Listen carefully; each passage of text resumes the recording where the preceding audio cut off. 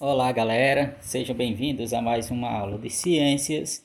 Na aula de hoje, nós vamos estudar o movimento, nosso primeiro assunto da disciplina de física do nono ano. Pois bem, para iniciarmos nossa aula, temos aqui três questionamentos. O primeiro: um garoto andando de bicicleta está parado ou em movimento? Segundo, você sabe o que é velocidade média? Terceiro, como essa velocidade é calculada? Pois bem, é o que nós vamos aprender em nossa aula. Vamos lá. Aqui nós temos a seguinte situação. Quando você está sentado dentro de um ônibus que acaba de ultrapassar um carro, como mostra a figura ao lado, você está parado ou em movimento? Pois bem, gente, a resposta dessa pergunta é depende. Mas depende de quê? Então, para entendermos o contexto, é necessário compreendermos que o movimento ele é relativo. O que isso quer dizer? Isso significa que depende de um referencial, ou seja, para saber se um corpo está em movimento, é preciso ter outro corpo como referência, e a partir dessa referência que é possível estudar o movimento desse corpo. Então, na seguinte situação, vamos pegar como referência o próprio ônibus. Se você está sentado no ônibus, em relação a ele, sua posição não vai mudar ao longo do tempo. Então, nós podemos dizer que, tomando o ônibus como referência, você estará em repouso, ou seja, parado. Agora, se pegarmos como referência um poste que está fora do ônibus ou até mesmo o automóvel que você está ultrapassando, aí podemos dizer que em relação a esses referenciais, você estará em movimento, porque sua posição em relação a eles muda no decorrer do tempo. Simples, não é? Então, para entendermos se um corpo está parado ou em movimento, é necessário adotar um referencial. Se sua posição em relação a este referencial não muda, você estará parado. Mas se sua posição em relação a esse referencial muda, então você estará em movimento, certo? Então, existem vários tipos de movimento e aqui nós vamos descrever dois tipos dele, que é o movimento retilíneo e o movimento curvilíneo. Então, o trem ele percorre uma trajetória em linha reta. Logo, se a trajetória percorrida por ele é em linha reta, então o movimento é retilíneo. Os carros de corrida estão descrevendo uma trajetória curvilínea, portanto, o movimento desses carros é curvilíneo. Então, o movimento será em retilíneo quando a trajetória for reta e será curvilíneo quando a trajetória for curva. Lembrando que a trajetória nada mais é do que o caminho percorrido pelo corpo que está em movimento. Como podemos medir a velocidade de um corpo em movimento? Então, vamos aprender. A velocidade, gente, é uma grandeza que depende de outras duas grandezas, que é a distância e o tempo. Então, para calcularmos a velocidade de um corpo, basta dividirmos a distância que esse corpo percorreu pelo tempo que ele gastou para percorrer essa distância.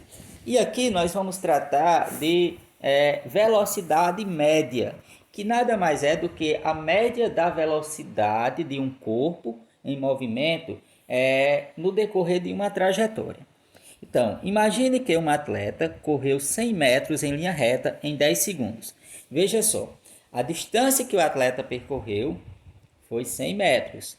O tempo que ela gastou para percorrer essa distância foi 10 segundos. Então, para calcularmos a velocidade média, basta dividir a distância, que é 100 metros, pelo tempo, que é 10 segundos. Ou seja, 100 dividido por 10 dá igual a 10. Portanto, a velocidade média da atleta é de 10 metros por segundo. Fácil, não é? Então, é importante entender que isso não significa que a velocidade da atleta durante a prova foi sempre a mesma. Nós estamos tratando aqui de velocidade média. No caso da velocidade média, a gente faz uma média de todo o intervalo percorrido. e não na velocidade que ela partiu, que ela chegou. Ela pode ter partido a uma velocidade maior ou menor e chegado com outra velocidade. Então, esse cálculo é da velocidade média em todo o percurso. Bom, para calcular a velocidade média, do carro que está no percurso mostrado aí na imagem, primeiro temos que conhecer o deslocamento do carro. Então, veja só, a imagem ela mostra que um carro passa pelo quilômetro 10 às 2 horas, como está mostrado aí no relógio. E em seguida ele passa pelo quilômetro 130 da mesma rodovia às 4 horas. Então, esse quilômetro 10 é a posição inicial do carro. Nós vamos chamá-la de SI. E esse 130 é a posição final dele. Nós vamos chamá-la simplesmente de S. O deslocamento do carro nada mais é do que a distância que ele percorreu do quilômetro 10 até o quilômetro 130. E nós estamos representando aí por ΔS. Portanto, para calcular o deslocamento do carro, nós fazemos a posição final menos a posição inicial, ou seja, S menos SI. Fazendo esse cálculo, nós temos 130, que é a posição final, menos 10, que é a posição inicial. 130 menos 10 dá 120 km. Então, esse foi o deslocamento do carro nesse percurso que ele fez. Agora vamos aprender a calcular o intervalo de tempo. O intervalo de tempo é o tempo que ele gastou para ir do quilômetro 10 ao quilômetro 130.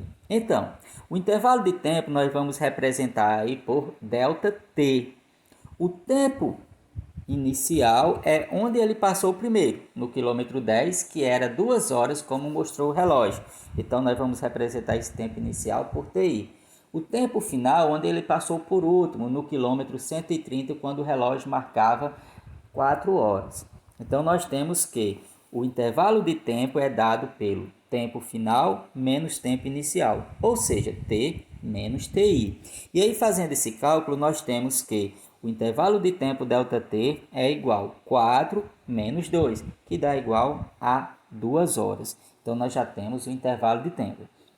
Após calcularmos o deslocamento e o intervalo do tempo, é possível determinar a velocidade média desse carro.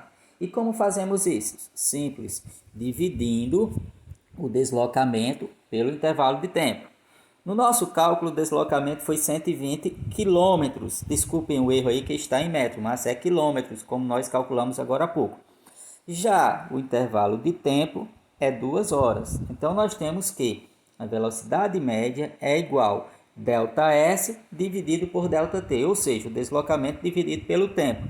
Logo, temos que 120 dividido por 2 dá igual a 60 km por hora.